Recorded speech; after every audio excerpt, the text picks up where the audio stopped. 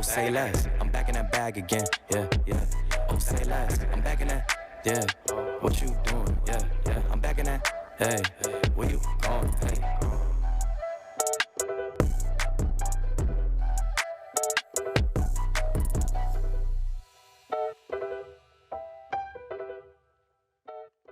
Well, hey everyone, and welcome into the SPL Waiting Room, your one-stop shop for all things SMITEPro League. I'm not Gore Miser. I'm J Mac Tucker hosting it this time. Gore is out today. I got Mifflin and Trelly who are going to be joining me on the show. We got a lot of SMITE to talk about and a lot of roster to go through. Rosters did lock earlier on in the week on Wednesday. We had quite a few shakeups there. We'll talk about a little bit about that. We'll also talk about the Ferrymen, who are an undefeated record right now. Talk about their future matchups for this weekend and everything that's going on for week number 4 of the SPL. But before we get to that, I want to talk a little bit about Blues Ultra. We'll give him a shout out real quick. If you aren't following Blues Ultra, make sure to go to like literally every single social media site and type in Blues Ultra. You'll probably find them there, because we had some really fun matchups this past weekend. We got our first competitive pentakill for the SPL related stuff. I know that we had one, I think it's back in Masters. We had one from one of the SCC teams. I believe it was Johnny who was able to pick one up. And now we have our first SPL pentakill with SOT that happened this week. Cyclone Spin, a couple big milestones for him. 8 double kills and 2 triples. Along with that, some objective steals. And then SOT got an extra little one. Apparently sold 13 blue buffs over the course of this weekend. Just the weekend? That's just this weekend. He's sold 13 blue buffs. Yes. And that's only in 6 games. Yeah. Yeah, that guy's got... He's got the soul lane locked. He's got to go. Someone's got to deal with that guy. Someone's got to deal with that. Now, this is a graphic that came from the Blues Ultra stuff. We touched up a little bit, but this was the one that really stuck out to me. This is with 3 weeks of competitive play, the number of unique God picks that each team has played. Obviously, this doesn't show all 8 of them. Most of them fell within about the 32 to 36 range, but the 6 Ferrymen are less than that. They've only played 28 different gods so far this year. And then you go to the flip end of that with the Jade Dragons, who have played 51. Shows you just how much flexibility a couple of the other teams have had. But like I said, most of them are kind of just falling in that middle pack, closer to the Kings, like that 32 to 36 spot. I would say the Jade Dragons having 51 unique gods might be a bit misleading, because their sets also just happen to go the longest. So we'll see a little bit more targeted bans in Jade Dragon sets, which would enforce a larger god pool. The most interesting here, I think, really is the Ferryman on the polar opposite side at 28 unique gods, because for some reason the Ferrymen still always get like those top of the meta picks too. It's ridiculous. I mean, we just talked to the Warriors. Panatom was like, here's like 5 picks I hate playing against, and it was everything the Ferryman plays. Like, I don't want to play against Chernobog. I don't want to play against Baba Beans. Baba Beans. I don't want to play against any of that. And somehow the Ferrymen have just gotten it every single time and have been allowed to keep their god pool that small. I think is just ridiculous. Yeah, I think for me, maybe the more impressive part about the Ferrymen on that one as well is that it's not like they're 3-0ing every single opponent. They're going 4, even sometimes 5 games for all theirs. I think just about every one of their sets has gone at least 4 games. So it's not like they've only played like 9 or 12 games compared to everybody else. But seeing that they've only had 28 picks, and remember, you get 10 per game, so they haven't had to stray too far away from what's been working from them. Well, I mean, 10 on the map, I guess, is a good way to put it. Yeah, you get 5. You know where I was going with that one. So impressive to see maybe where those numbers adjust for the remainder of the phase. But the most important thing to now kind of dive in and talk a little bit about is the rosters. We had an insane number of roster changes already. This is the last time that we should be seeing any roster adjustments, unless some extenuating circumstances happens a little bit later. And I kind of want to dive in and talk about all the different change-ups. So we'll kind of rapid fire through everything immediately that did happen. Jade Dragons, vote out. Criminal. Coast in. Pretty good. And, well, that in turn means that Coast is off of the Hounds. Criminal. And so now Stewart is over there. It's pretty good. So then that leads to the question, well, what happened with the Gladiators? Because now they don't have an ADC. Well, if you go over right now to twitter.com/SmitePro, we just put out the announcement. Jengaru is going to be joining the Gladiators now on this roster. To be determined exactly if he's going to be going to the Hunter or the mid-roll. I'm not sure yet. I haven't given information on that much. But now we know where everything is. So this also now means that Vote is completely out of the league. And it might be for the first time probably since Vote has played competitively.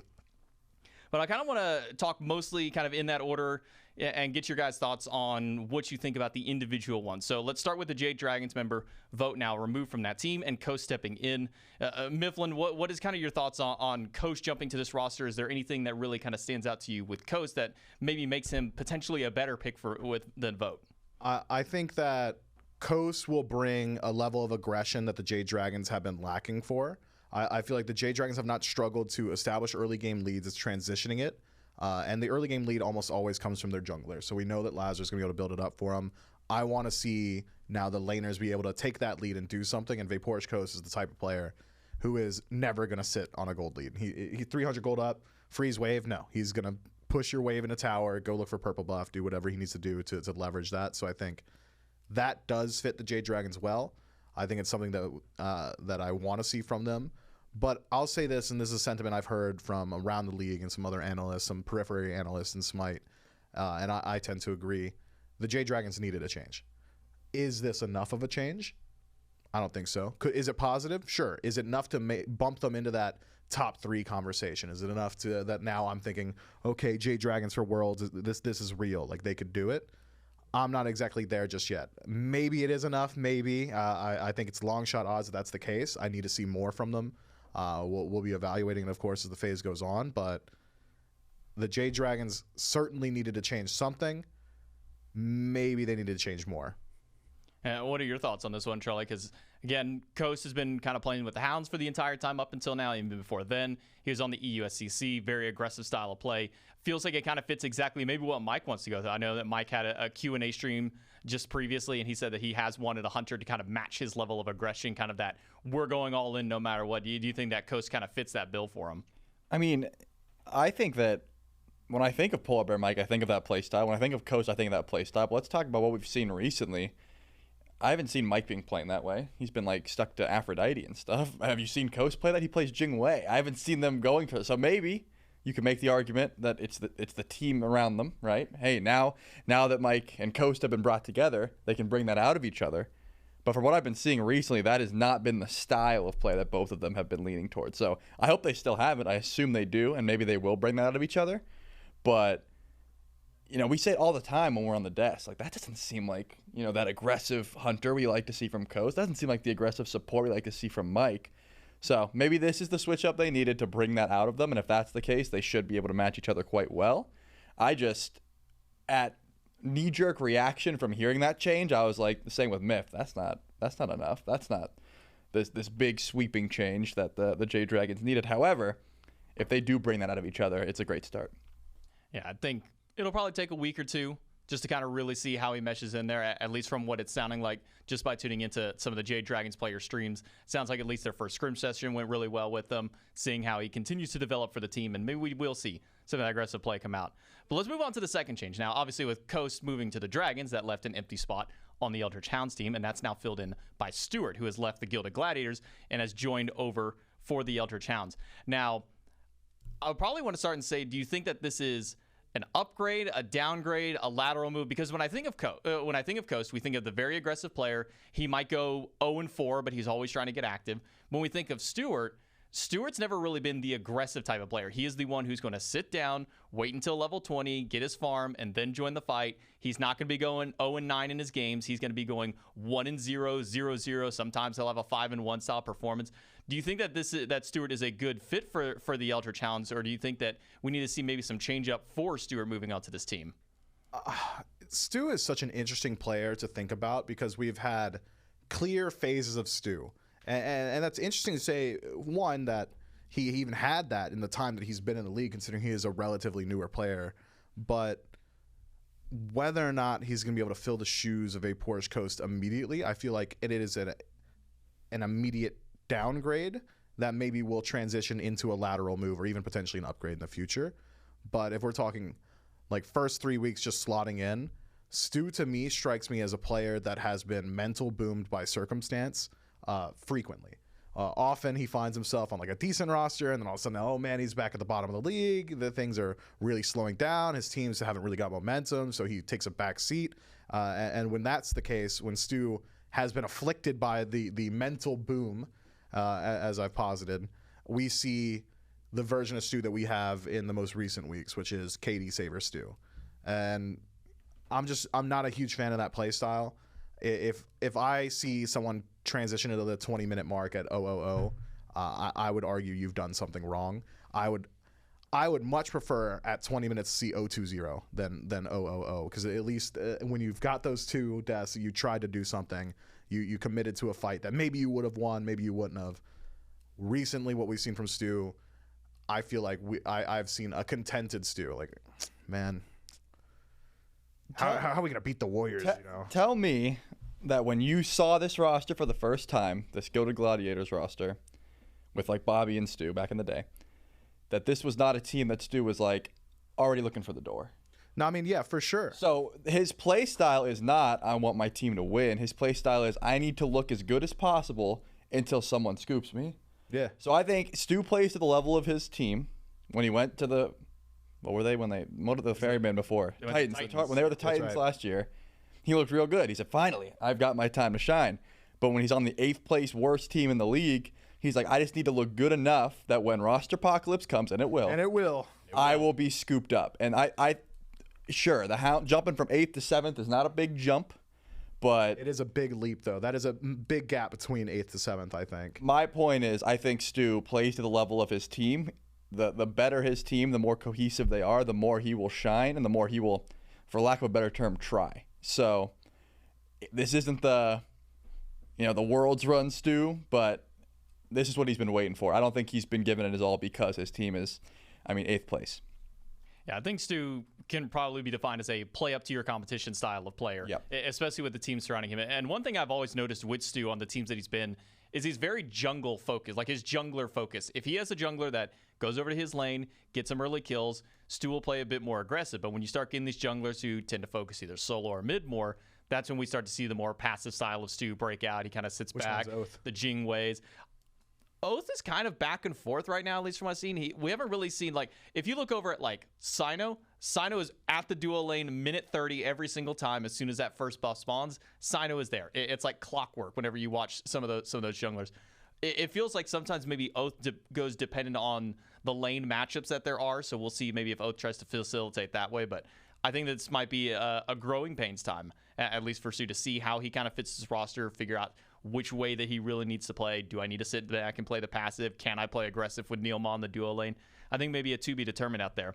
But now talking on there with the Gladiators, obviously Stewart off the roster. And as mentioned, again, if you go over to twitter.com/SMITEPro, you'll see the announcement. Jengaru from the SEC now jumping up into the SPL to take over his spot. And Charlie, I'll kind of start over here with you. I mean, what are your maybe initial knee-jerk reactions on Jengaru jumping up to here? To my knowledge, hasn't had any time in the SPL just yet, so it'll be his debut.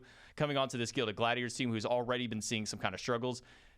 Do you think that Jengaru is an upgrade to kind of helping this one, or even just kind of your initial thoughts on Jengaru as a player himself?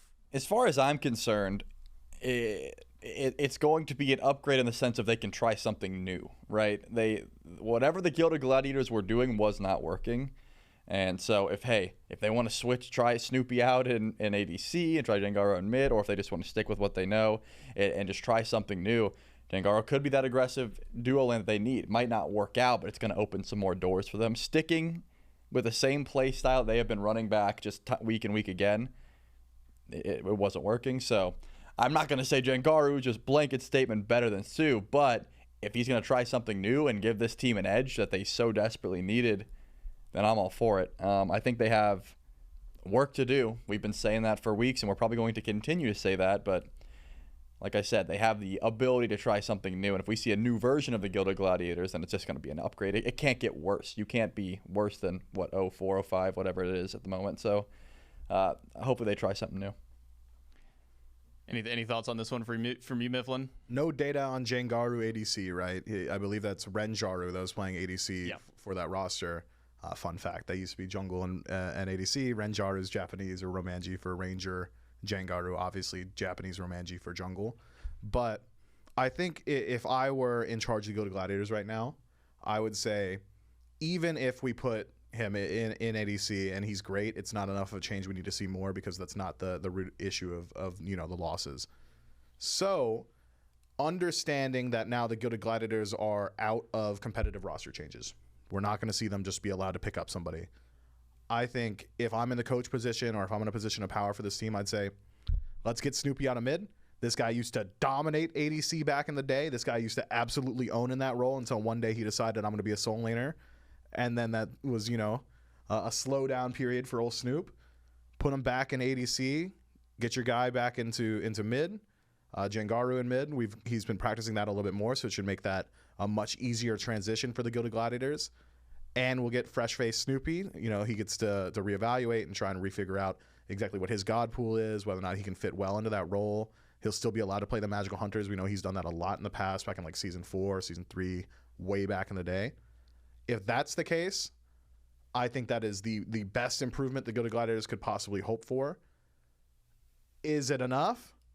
No. Are they allowed more? Also no. Well, you actually kind of beat me to the question because I was going to ask, maybe your thoughts on putting Jengaru over towards the mid lane, maybe putting Snoopy over to ADC, because as you've mentioned and as some of the older heads might know, Snoopy did used to be an ADC player, and he was a very good Hunter player back in the day. Still has it in him. Even when he transitioned over to mid, he was still playing Hunter picks over in mid until they found some of those Can't mages get him on the bog nowadays, though. What's up with that? I don't even know if the bog is even really available against them at these points. When we looked at the last set that they played against the Warriors were just first picking it every single time or banning if they didn't. So we'll have to see maybe if there is a transition to see if Snoopy does make his way over to the duo lane, or if we see Jengaru go over to the duo. To be determined to kind of see how those first games up go. Maybe in their first set, they kind of bounce back and forth just to see which one they kind of like a little bit more. So a little to be determined on that one specifically to see where everything really lines out. But as far as the roster changes go, those are the only 3 roster changes that we have there. Vote out Coast over to the Dragons, Stu over to the Hounds, and now Jengaru slotted in for the Gilded Gladiators. So I think I'll end this segment by asking, who do you think probably got the better end of these roster adjustments? Do you think the Jade Dragons are out on top? Is this a bigger win for the Hounds or the Gladiators? Where do you kind of maybe rank these ones, Miff? I think it's pretty easy to see, and it's the only team that wanted the change, right? It's the only squad that was like, we need something to happen, and it's the Jade Dragons, and they make a decision themselves. Everybody else had a change inflicted upon them. That's always going to hurt those teams more. Similar thoughts from you on that one, Charlie? Yeah, I tend to agree. I think that the Jade Dragons were in a position where Road to Worlds, roster lock's coming. Guys, real quick, do we think we can win Worlds with this team? Everyone said no. They said, okay, we got to do something. And because of that, they actively wanted this change. They're going to be able to act on it and keep practice up and stuff like that. So, yeah, they definitely made that on top. Yeah, and I think kind of going on the desire to win Worlds, there's a lot of people asking, well, why didn't Vote just go over to the Gladiators team? Vote on an interview did go with Hazer. Make sure you check out Hazer's video about it. Vote basically just said, if I don't think this team is winning Worlds, I don't want to play with it. So part of that on the decision as to why he didn't go over to the Gilded Gladiators and why they had the extra time to try and figure out who was going to jump over to theirs. But that's all that we have as far as rosters are concerned for change-ups and mix-ups like that. Again, you can check out both the changes over on SMITEPro's Twitter. But let's talk about one team that's been looking real good on the battleground right now and is the only team that currently remains undefeated. The Styx Ferrymen have had a very impressive run so far for their phase. I believe they started out with a 3-0 against the Atlantis Leviathans at the top of the phase. Then the next one they had out there was a 3-1 against the Hounds, a 5-game set against the Dragons that they won, and then a 3-1 over the Ravens. And now as we move into our next week of play, who else but to start it out but another round against the Leviathans for the Ferrymen. So we'll have to see how the Styx Ferrymen can kind of pose up against them. Now that we've had some time to see how the Leviathans develop, because that was a week 1 loss for the Leviathans, and then since then, Miff, they have gone undefeated themselves. I believe a 3-1 for Leviathan. So going into this matchup, I want to immediately kind of ask, who your favorite goes to. But how do you kind of feel about this matchup now that we've had time for the Leviathans to develop with their new roster, their Hunter jumping in Panda Cap, and now that the Styx Ferrymen are on their undefeated streak? I just got to talk to the Oni Warriors, and they are of the belief that there is a clear delineation between the top 3 teams in the league and the rest of the league. Yep. And I tend to agree right now. It's purported by the Warriors. It's the Warriors, the Ferrymen, and the Leviathans. I think that this is going to be a good heat check to figure out where they stand within that top 3. I don't think it's going to change my opinion on the top 3 whatsoever. If anyone's going to be taking games off of these teams, it would be each other. And that's generally my take from it. I would say coin toss between the two of them, though. Like if I'm making bookie odds, 50-50, clear bets, 1-to-1 returns. But I will say, and I don't know, I can't express exactly why I feel this way, but I have a little bit more faith in the Ferrymen. That team has just really impressed me in their ability to communicate. Every time we do a team listen in, I feel like there is no confusion. Yep. It's, what are we doing? This is what we're doing. This is how we're doing it. They're planning the Fire Giant beforehand. I'm going to pull Fire Giant. If someone shows up, we're going to jump on them unless it's like the tankiest guy on the team. Then we're going to coin toss it. And there's always just an understanding of what is being said is going to happen. There's no, hey, I'm going to go for a dash taunt, and then the opportunity presents itself, and they're like, actually, that taunt didn't look so good. If it is said, it happens, and that is so incredibly valuable. I think of situations like when Cyclone Spin called in his most recent set, yeah, we're just going to coin toss Fire Giant. I don't care. We're just going to coin toss it. And even in just making that decision, you weight the coin toss a little bit. And maybe not, now it's 55-45 instead of just a true 50-50. Or when they were invading on back camps and then we get the "let him die" call. Want to roar, yeah. Yeah, my spine went up when that happened. Baskin said, "Let him die." Yeah, there's something called urgency in communication. They turned and ran. Yeah, it's something that a lot of teams struggle with, where we'll hear, "Hey, let him die." I mean, just let him die. No one's listening to that. You're not going to hear it when your blood's rushing and your adrenaline's up playing a high stakes game. Let him die. Me on the cast. Ooh, like, sit up straight. Yes, sir. I tried to run away. So having communication of that level, I think, just has really impressed me, and that's why I'm a little bit Ferryman leaning. What about you, Charlie? What are your thoughts on this matchup? I mean, again, Ferryman got the better end at the beginning of the phase, but that was week number 1. Leviathans were just dealing with their roster changes a bit. Now they've kind of gotten to set in. Now having a little bit of data kind of against each other from that first matchup. What's your thoughts on this one? Yeah, that doesn't change my opinion too much. I think the Leviathans have been looking great, but Gore asked me, 2 waiting rooms ago, who I thought the best team in the world was. I said, listen, I don't know about teams. I said, Baskin's the best player in the world currently, and I may have been wrong about that because Baskin says, no, you're looking at the wrong guy. It's Paul. Either way, we're talking about the Ferryman. With that said, though, this is not a team that I think will go undefeated into Worlds. There's just no way it's going to happen. They are making fantastic plays. As Miff said, the comms are clean. Their god pools are the only thing that I'm going to bring into question. They might have more. We don't know. I don't think Sino's shtick is going to keep holding up. Oh, that's fair. I don't think the full tank Pele's and the Bolognas, I don't think that is going to keep riding. I would argue this week might be the week that answers will be made where they're like, wait, they've got one guy who's just not all that tanky and not all that much damage. He doesn't do damage. He's not that tanky. Let's just, there will be ways to play around it. So if adaptations are not made, I'm not sure the Baskin. If Paul gets Baba Yaga, all bets are off. I don't care. He's going to win. But if teams have learned by now just to ban that away, I don't think the Sino shtick, I'll call it, will hold up. I want to see a little bit more from him. And it's been working, so he doesn't feel as if he needs to change, but maybe he's cooking up something else. Regardless, I saw many points where he was like the full tank Pele, and he would go in for like a 1v1 where most full damage Pele's win that for free and gets out, and he would just die anyways. And I'm like, if you're building that tank, why not just build damage, that sort of thing. I have a feeling a lot of these other junglers are going to pick up on that and try and, punish that late game. So if the team does find a loss, I would assume it's going to be pretty recent, and then it's going to cause them to switch up some of that strategy. But they are looking uncontested, like the best team in the world at the moment as a unit. I think to kind of talk about the Sino thing, and even to bring back, the Blues Ultra graph from earlier, the 28 unique picks that have been going for this team so far for the Ferrymen, only 5 different gods from Sino so far this phase. Yep. Similar, I believe he's tied with Cyclone Spin for least on the team at only 5, and then that puts Paul and Aurora at the most at 7, and then Baskin for 6. I went ahead and did all the counting there. So pretty much just standard. It's not like one player's getting a whole bunch. It's not like we're seeing, like Scream levels of God pools from phase 1 where he's got, 21 unique different picks every week. Every single game, it seems like they were playing different stuff. These guys have found what works for them. They found what works. It's been doing really good. All I've learned from these last couple of sets is that you do not give Paul Baba Yaga because he does not die. He is undying in 4 games on that pick so far and is undefeated. I think Corporate says a 28.5 KDA on Baba Yaga in the phase. Quite good. And that's pretty good. And I don't think I ever want to go up against that. And also probably stop giving them Chernobog because for some reason, there is no other team in the league that is getting Chernobog as often as the Ferrymen are. And it's just mind-boggling. And Cyclone's tired of it. He doesn't want to. He's hoping teams are banning it so that way he can play something else. But they keep getting and they keep top picking it.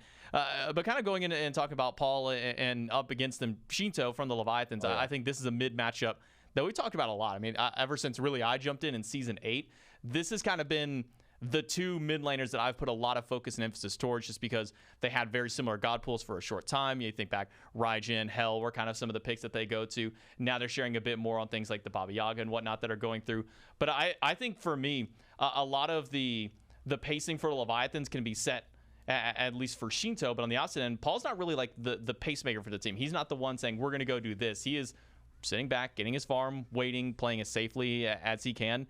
And if somebody jumps up to him, he's just going to go wild. And by the way, the stats down there are just from his last set that he played. Only 4 deaths over the course of 4 games.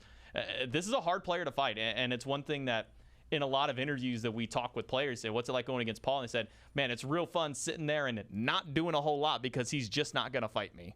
Yeah, the Ferrymen are very much so, and this is true of all of them, willing to take the game to the absolute distance. They'll sit on their tower until you get bored and walk into their tower, and that's a fine strategy, clearly, because they're so good in those late game team fights that if in an even state, 50 minutes in, I like the Ferrymen just about against anybody. But when we talk about and boil it down directly to Paul and Shinto, I feel like Paul's heyday, we're still in it. You know what I mean? We talk about Paul on like crazy Worlds runs, Worlds Paul. I feel like Paul's never fallen off. We've always had Paul doing what he does. Once his prophetic cloak is stacked, he's going to run in and he's going to do it to you. Whereas Shinto, there's been a little bit more up and down. You know, when I think of like Season 9, early Shinto, gobbling all the farm, just first to 20 under 20 every single game, right? And that was him at his peak. I'm thinking of like the aggressive Raijin metas, things like that. I'm all about it. When he was running Merlin like every game, I'm all about it. But since then, Shinto has not had bad performances by any stretch of the imagination. Shinto is still, in my mind, top 3 mid laners in the league right now. It's just, is he Paul? It's binary. There's only one Paul, and that's Paul. Yeah. I think, yeah. For real, you got to spin with that one. There's only one Paul. And is he Paul? No. That's Paul. His name's crazy. Not Paul either. Can't be either Paul. His name not Paul? No, Paul's name is Paul. Okay. I meant Shinto's name's You not just Paul. blew his mind so I'm gonna much. call it a Paul. Like, his name's Paul Berger. I swore it, man. Like for real. Call him Mr. Paul. No, I meant Shinto's name is not Paul. So Yeah, I said that. We couldn't work around that one, and it's actually more. neither. No, but talking about the Leviathans again, this is a team that started off rough. Their first matchup was against the Ferrymen, currently undefeated. Since then, have gone on an undefeated record of their own. 3 sets up for these guys. So I think this is probably one of, if not the biggest matchups besides these guys or an Oni Warriors kind of set into there, probably is the defined top 3 at the moment from us, from players, from fans, kind of even just looking at the standings. It's really where it looks right now is you have those 3 on top and then everybody else kind of a little bit below there. So kind of over to you, Charlie, talking a little bit about Shinto. Is there something maybe more from Shinto you'd like to see going into this matchup? Any kind of extra maybe aggressive play style? Or is this maybe a matchup kind of talking about one thing at least that I've talked about the 6 Ferrymen is that they're a really good team at controlling the pace of the game. Is this one for the Atlantis Leviathans and maybe even for Shinto where he needs to try and maybe change the pace to go up against this team? I don't think so. I tend to agree with what Miff was saying, whereas, you know, Shinto has up and downs and Paul has been pretty consistent. But I think we are in an era of peak Shinto as well, where he's on his up for sure. We're so back. Like they had their one loss, and since then, he has also been popping up. I mean, look at his KDA, man. Like, that's what I'm talking about. Games. That's what I'm saying. Like, Shinto has been on point. I don't want him to do anything different. Just run it back. As far as I'm concerned, if I'm looking for the adaptations, I think the Leviathans have got it figured out as well. The only thing that is going to come into conversation is whoever wins game 1, and you know, doesn't matter who, we're going to be talking about picks and bans. There's no doubt in my mind. We are going to be talking about what gods can Paul not get back, what gods can Shinto not get back, can we force Sino onto something weird? Are we going to let, you know, Shinto hard carry on what? That's what's going to be the conversation. And another matchup that we, you know, haven't discussed too much, I think is going to be very important as well, is going to be those supports. You know, getting Aurora and Rong Yu on pressure is going to be extremely important as well. So I would argue game one, there's going to be a lot of questions. After game one, it's going to be just zoned in, talking about picks and bans. I wouldn't be surprised if we're using the entirety of the bank time in that matchup in particular. We've seen some very long picks and bans from some of these teams, especially when you're going up against the Ferryman, because that's always one of the hardest things that in tons of pregame interviews, I always like to ask this to teams going against the Ferryman is, what is the hardest thing about playing against the Ferryman?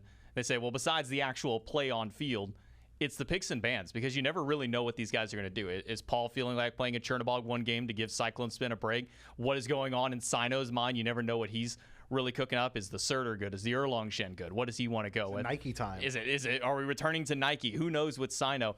And then again, I mean, even though there's only 28 gods that they've played them all really well. So it's like, sure, you could probably ban out some of the most common ones from them, but even then, that's just the immediate kind of forefront. And it makes a team like this so difficult to draft up against. And then not only do you have to beat them in the draft, you've also got to beat them on the field. And it's been very rare so far that teams have been able to just outright beat the Ferryman in play. You think back to a lot of their matchups, even the game drops that they've had were still really close games, Mifflin. Yeah, and I'm thinking about it more, and it's something you had brought up, Trelly, the matchup between supports. I think I would really hone in, and I do this on every set, so, ring the bell, add a tally. The jungle matchup. I think it's very interesting in that, how do I word it? Sino's got weird picks. Yep. Adapting's got maybe some slightly weird picks, like how many other people are going towards like the Mercury.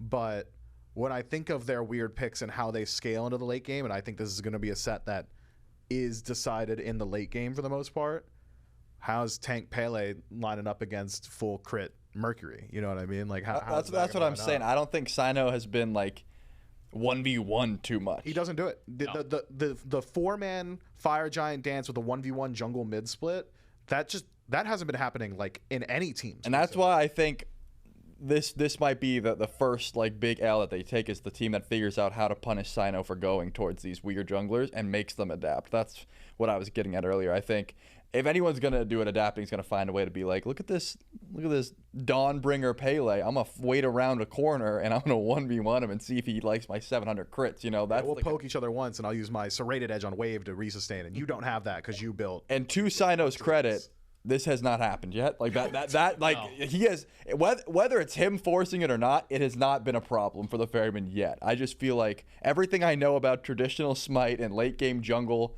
and like that 1v1 tells me there's a world where they catch each other out and that build doesn't work in a fight. That's what I'm talking about. Yeah, I think we dialed this one as the match of the week, even though it's literally the first game of the week. It's probably one of the most important ones of the entire weekend, so make sure you are for sure tuning in on Friday, 11 a.m. Tomorrow, if you're watching it live, if you're watching on YouTube, depending on what day. It may have already passed. If it's already passed, go over to youtube.com/SmitePod and definitely watch that one back. But there still are a couple of other big matchups that we need to kind of talk about. I think the first one I want to dial in is on the Ravens and the Kings. The Ravens have been kind of 50-50 so far. It started out not so hot for them, had a bit of a rise back up in the last couple of weeks. Camelot Kings was similar, or I should say the inverse of that, where they had a great first 2 weeks, and then week 3 didn't look as great for the Kings, going up against, I believe it was, Leviathans and the Oni Warriors, so 2 of the top teams in the league. And those matchups didn't look particularly close in a couple of instances there. So I kind of want to get your thoughts on this matchup between the Ravens and the Kings, Trelly, and kind of where do you maybe put your favoritism in this matchup? It's interesting because you're right. The Kings looked real good for a bit, but Twig will be the first one to admit, like, hey, we beat some of the lower ended teams. This next week is going to be a real eye opener for us, and an eye opener it was. It did not look too clean. Asterisk. Whereas there was an asterisk. That's true. Whereas the Ravens, we had question marks from the get-go, right? Since their roster change, there has been a question of, how solid is this team going to look? So I suppose eye-opening for both these squads. I think I lean more towards the Kings, but it's close. Really? Like this team, like both of these teams have such a consistency issue that it could definitely go either way, but I could see very easily leaning towards the Ravens as well. Having a discussion now in good faith about the Camelot Kings is so difficult because of the unfortunate circumstances surrounding their set with the Leviathans. I think things go a little bit differently there. Maybe the Kings win that game, the infamous game, the Invisible Raijin game, and maybe that set goes the distance. I think I still do favor the Leviathans over the Kings, even had the Kings won out in that match. Oh, for sure. But I think it would have been massive for their mental. It would have boosted my internal standings in the league of the Camelot Kings. As it stands, I'm Ravens leaning. I've said this about the Ravens all year now. I think, and to give it like a real world comparison, Ravens games are swing vote games. Like whatever happens with the Ravens, that has massive implications with the league because they have the ability to punch up consistently, and they also have the ability to sometimes drop sets against teams they really shouldn't. So I think it's going to be super important. I'm ever so slightly Ravens favored, but I think if the Camelot Kings have been able to right the ship in the jungle in particular, if Captain Twig is having a good weekend, I think the Camelot Kings could take it quickly. I think Twig's just having himself a really poor year so far, and I've waited a while to say that because you don't want to, be the naysayer of like one guy, but when I look at the Kings when they were winning out more consistently in years past, because Twig was looking a lot better. When I look at their losses now, it's really quiet games from Twig, or maybe some of those performances are negative noise. I'm talking like 0-6 performances on things like Lancelot, picks that nobody else is going towards and still not working out for him. There's a lot of off the field stuff that could be playing into that, but we're here to talk about Smite, and if the off the field is affecting your play on Smite, I'm not gonna I'm not gonna say, well, yeah, he just had a kid, so what are you gonna do about it? It's it's going to eat up a lot of his time. Maybe he has less time to practice. He's got other things on his mind. It's reflecting, and it's reflecting at a very important time now as we start to get closer and closer to Worlds. Things need to get figured out. Yeah, I think dialing in on the jungle is probably the big emphasis on this matchup. How's Captain Twig going to perform? What is Scream going to be doing? Because maybe not to the same degree as Sino, but Scream's also been playing a little bit stranger picks. Surtur has kind of popped over into his god pool. He's kind of almost redefined how Surtur is played in the jungle in a sense. He kind of took the blueprints from Sino and then built off of there. And it's worked out fairly well. I mean, a 4-4-12 and a 6-6-5 in his last couple of games that he's played on there. But mostly sticking with the traditional style of builds, the Thors, the Hunbats, things like that. Get him off Thor. I've really been popping over there. I mean, he did fine on his Thor once. Get him off Thor. You don't want Scream on Thor. Oh, Scream on Thor. Okay, Scream on Thor. Yeah, no, Scream on Thor. I'm talking about Scream. Scream can play Thor. Yeah, Scream. Thor. I would say I'm looking down and I see a 3-1-9, a 3-1-6. Those look pretty good. I was about to say, you weren't talking about my boy Twig there. No, Twig has not had the best Thor games, and he has gone on record saying, yeah, I didn't play Thor for a little while. Maybe maybe there's a reason why after a couple of performances he's had. But I think watching this, I also think one of the things that I've been noticing as far as kind of that mid 2v2 matchup, the Highland Ravens have been a team that have more often gone to the double assassin style of play, where the Camelot Kings and Big Man Tings has mostly been sticking to traditional mages. He'll go with the Raijins if he can, the Baba Yagas if they're available, even Merlin who kind of pops up. We haven't really seen Big Man Tings kind of stretch away from that and go towards the assassin. We've seen a little bit of set, but it's mostly been mage plus assassin or warrior, depending on what Twig goes, versus the either double assassin or assassin warrior combo, at least for the Highland Ravens. So I think watching that matchup in particular where their emphasis goes to, and also to remind that there is a patch that did just drop 10 points in that did hit a couple of the gods that have been very high up on the meta right now. I think Pele got targeted a little bit there with some of her damage from ultimates. So curious to see how that also kind of shakes up picks and bans. But another matchup to kind of talk about, Dragons and Leviathans. I know we already talked a little bit about the Leviathans with their match against the Ferrymen. Now going against the Jade Dragons, have to play against the Dragons' new roster. Again, Coast jumping over to that team kind of changes up the duo lane. Is this one for you, Miff, kind of maybe a test game for the Dragons, kind of see how their duo goes up against? Because this is a top team in Leviathans versus the Dragons that's kind of been a little bit mixed. The Jade Dragons frustrate me, J-Mac. They frustrate me to no end. 10K and 15, we're fumbling that. Is Vapor's Coast going to change that? The ADC's your battery on sieges. The Jade Dragons have struggled there. Maybe we're just better immediately because it's a different guy on siege, and Vote's been hard baked into the Jade Dragons' ideas. Vapor's Coast coming in with something a little bit different. I don't really know. I think that this one should very easily go to the other side, though. I think the Jade Dragons struggling, coming off the back of massive fumbles, having incredibly difficult times closing out sets and individual games. Other side, having those issues. It really, it's just, I feel like I'm just an echo chamber of Reddit right now. Like, if you guys ever tune into a Jade Dragons Reddit thread, it's just everybody with the Jade Dragons flair saying, "Oh no, not again, and they're right. So I'm pretty down on the Dragons right now. Yeah, I think even looking through some of those threads, they're usually the ones that have the most discussions on them, or at least the most comments individually. Yeah. And they're either like 2 sentences or like 2 paragraphs that are being thrown out, and sometimes even more. There's a lot of debate around the Jade Dragons. Again, is this roster change enough? To be determined, to see if this maybe fixes the aggression, fixes the siege, I think is the big thing that we've emphasized about the Dragons has been their struggle to get these sieges. And that goes all the way back to phase number 1. You think of their matchup against, I think it was the Gladiators back then. Gladiators were able to hold out. Again, maybe that was a product of what the Gladiators were playing at the time. They were playing things like Marty and Merlin, so it made it really hard to siege into. But it's been a little bit easier to siege now with some of the changes across the map. Being able to get the Titans a second time helps the late game sieges a bit. Adds a little bit of pressure there on the map. Charlie, let me get your thoughts a little bit on this matchup. It's the only Jade Dragons matchup of the week, so it's not like the Jade Dragons play on Friday or Saturday and then jump in on Sunday. No double-header prep. It's first matchup, only matchup against the Leviathans. What are your thoughts for the Jade Dragons in this matchup? I'm hoping that Coast brings that outsider looking in perspective of, guys, you do 90% of Smite almost perfectly. It's that last bit that we need to hammer in. And have you tried this? Have you tried this? Right? Like that, it could be, like Miff said, 10,000 at 15 minutes is ridiculous. Like there are some games you cannot lose.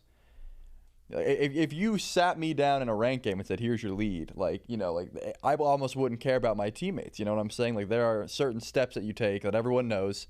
Like, if we can't siege left side Phoenix, we'll split push. If we can't win that, we'll take a fight in the jungle. We get a pick first. We're not going to take a 5v5. Those are the kind of things. And again, Pro League is way different. It's so much more difficult. However, I think they may have been just stuck in their own heads about it. And now that they've got that switch up, if they can just make that change and their sieges become just like instantly better, I could see this being a matchup that goes 5 very easily. But as it stands right now, if we're just throwing the Coast that I've seen play into the Jade Dragons that we've seen play, it's not going to be particularly close. So I really do hope that adaptation is all that was necessary, because, I mean, the Jade Dragons are getting leads on just about everyone. Like, that is not the issue. That has never been the issue. It's closing those games out.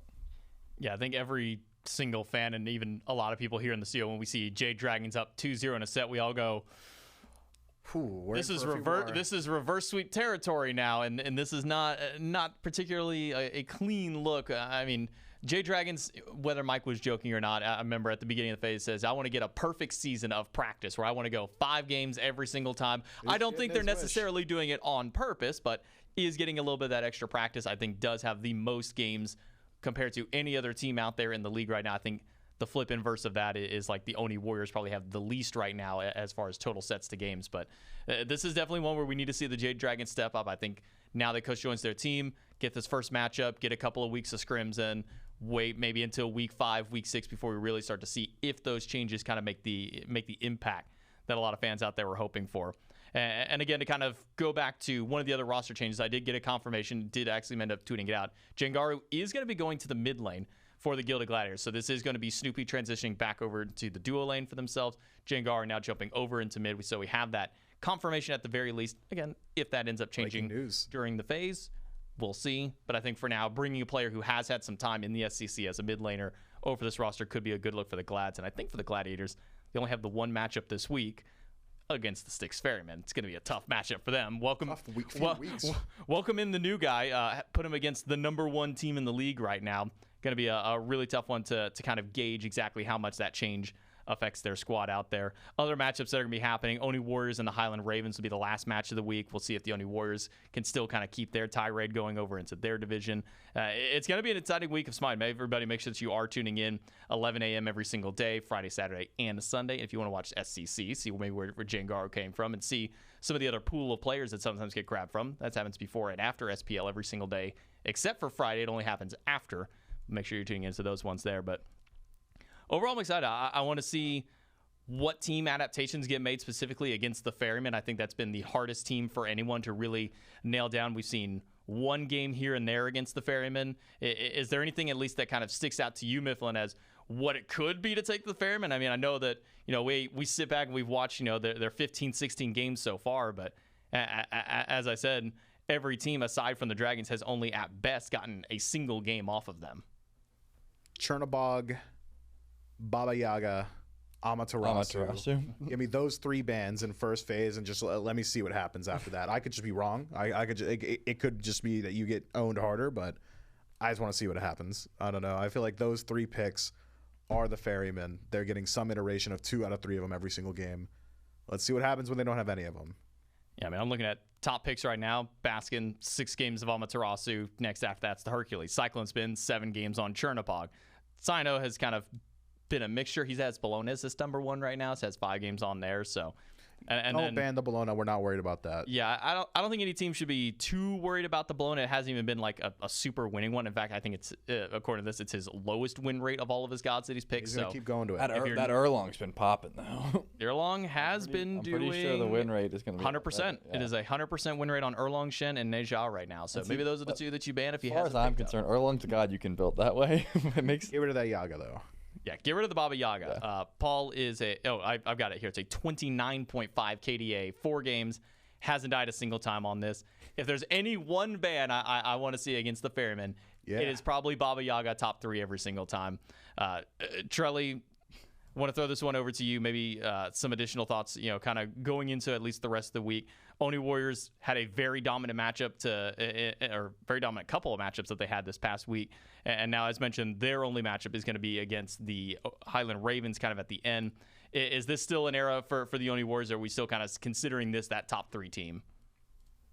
Are you saying the Oni Warriors are not top 3? Or? No, I'm saying, are we still considering them top 3, especially with their dominant performance last week, now going against the Ravens? Uncontested top 3, yeah. As far as I'm concerned. You got them in your top 3. What's that? Where you got them? Like, rank me the top 3 in order.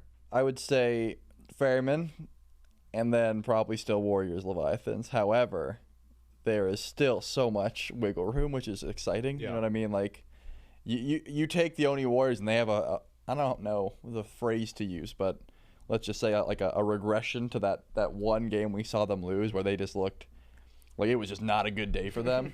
And I feel like they could lose to just about anyone when they're playing that way. But then when you just see them bounce back immediately and go back to the quickest 3-0, like a 21-minute game, something like that, 12-minute Fire Giants, you're like, oh, they never left. Like this didn't phase them at all. They're still one of the best teams in the league easily. This is a team that is still fighting for number 1 and puts up a darn good fight as well.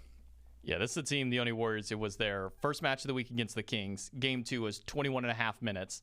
And then if I go back and pull up the game from the Gladiators, was even faster than that, which is hard to believe because 20 to 23 minutes, hitting that level of like speed in a game is almost unheard of given, the way that the game is paced out. I mean, that's even before like third beacon is spawning at that point.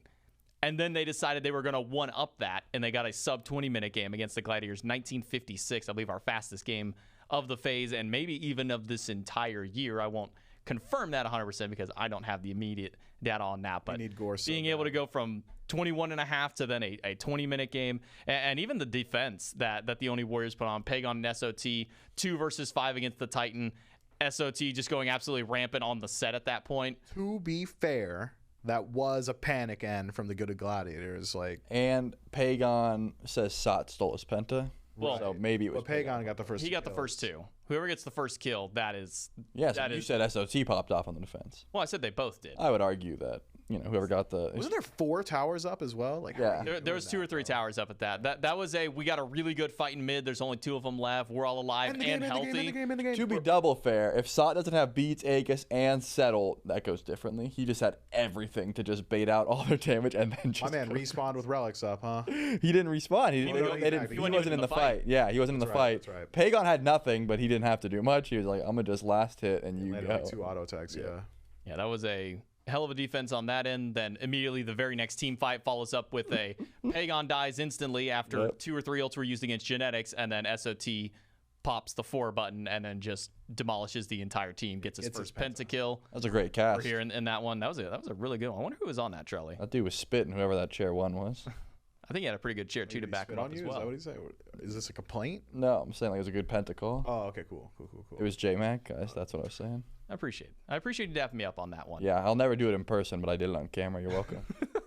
Yeah, Trelly is actually canonically very mean off camera. Not to anyone but Miff, and I feel like I'm pretty candid about that. It's pretty crazy. I'm pretty mean to you on camera. He set up like this weird trap when I walked in today. There was like 2 logs suspended next to the door. It was difficult to circumnavigate that. No, what it was, yeah, I had his world championship ring, a box, and a stick, and he like went for it. And I gotcha, and he just dropped on him. Yeah. He was stuck for hours. He didn't realize he could just lift it. It was a Yeah, box. It was so dark in there. What am I gonna do about that? I walked in, I'm like, has anybody seen Mifflin? Charlie's just sitting there straight facing the couch like, I haven't seen him at all. You haven't seen that 64-inch TV box on the screen? I haven't seen anything. I was very scared for where Mifflin was. I got a text message a little bit later that says, guys, help, it's really dark. And so I started just looking for any dark room. Turns out just under a little box there. So thankfully we got Mifflin out of the box and onto the broadcast to help us throughout the day and keep us going with the SPL waiting room as well. So I'm excited for this week. Anytime that we have roster changeups, I think that always brings up a conversation as far as the desk is concerned, as far as the sets go. But maybe a little less so considering it's all hunters this time. We didn't see like any about those guys? We didn't see like shot callers necessarily. You know, supports, your junglers, late game, maybe your solo laners or mids. You know, those real pivotal pops into there. Not to say that hunter is not an important role, but it's one that sits back for first 15-20 minutes. They farm in lane. They say, okay, cool. Can we do a Gold Fury? No? Okay, I'm just gonna maybe stay over here unless you're on Chernobog. Hey, can I go over for a kill? All right, cool. Let me just jump on over there. So excited to see what changeups do happen for these squads as the week continues to go on and really see just how things change up for these two teams, especially some of the teams that have been struggling. Is Coast enough for the Dragons? I think that's the extra kind of question there. Is that enough? I think is what a lot of people are asking. Maybe not. Personally speaking, I don't think it was entirely enough for that team, but we'll have to see how Coast kind of slots in there. Do we see the aggressive dual lane of the Jade Dragons pop back one more time, or do we kind of see maybe more of that passive play style? How does Stu perform on the Eldritch Hounds? Does he slot in equal to Vapor's Coast, still play that aggressive play style with Neil Mod to sit back, maybe play a little bit more passively? And then how does Jengar perform in mid, and how does Snoopy play over the Hunter? I think maybe that's the most interesting one that might take a little bit more time, again, given that their only matchup this week is against the Guild Gliders. But if you want to see all the information, if you want to see all of the announcements that have gone through, make sure you go over to us on our Twitter at SMITEPro, because that's where we put out the announcements. It's where we always announce what games are going to be going on at the time being, scores, all that kind of update. SmiteProLeague.com as well if you want to check out on any of the stats. A lot of what I've brought up stat-wise to kind of bring up information, you just go to the website, look at all those, add those kinds of numbers out there, and make sure to see the schedule every single time for the week. Go over to the Reddit if you want to jump in for discussions. Smite Pro and Smite VOD here on YouTube as well, because that's where this in particular is kind of going to be going up. So if you missed out on the live portion of this, well, you can now listen it back over on Smite Pro once that goes up. And then Smite VOD, if you missed the matchup, again, match of the week is going to be the Atlantis Leviathans and the Six Ferrymen. Going to be a very exciting to see the two of these top 3 teams duking it out in week number 4 of the SPL. And this is the halfway point of the SPL. Week 4 out of 7 kind of pop out through there. So very excited to see any of those matchups. Any final thoughts maybe from you, Mifflin or Charlie, going into this week? Ban Chernobog. I'm friggin' hyped. Whoa. You're hyped. We're allowed to say that? Friggin'? Oh my god, twice? Twice? Is that a bad word? Yeah, roll the music. On a play us out. broadcast. Play us out. Charlie, so unprofessional. You know what? Okay. I can't believe you would say that. And I can't believe you made the fans listen to that. Thank you so much. So if you're tuning in live to this one, we are going to go ahead and end that one here. If you are watching this over on YouTube, I'll make sure that you are tuning in live tomorrow, Friday, for the games. It's all going to be kicking off at 11 a.m. every single day, Friday, Saturday, and Sunday with the SPL. So thank you so much for tuning in, and we will see you all at the SPL. Peach it.